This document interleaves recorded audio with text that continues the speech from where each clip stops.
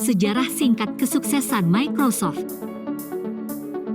Microsoft didirikan pada tahun 1975 oleh Bill Gates dan Paul Allen.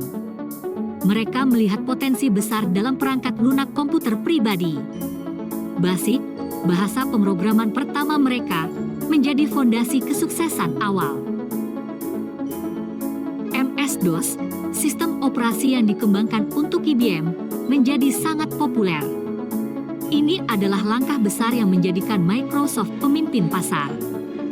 Kemitraan strategis ini mengubah lanskap komputasi selamanya. Peluncuran Windows pada tahun 1985 merevolusi antarmuka pengguna komputer.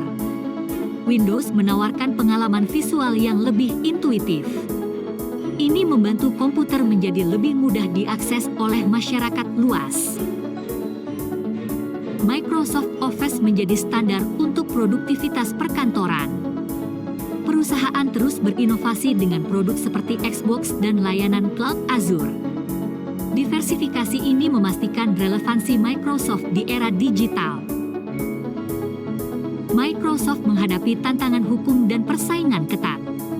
Mereka berhasil beradaptasi dengan perubahan teknologi dan tren pasar. Fokus pada inovasi dan layanan cloud telah membawa Microsoft menuju kesuksesan.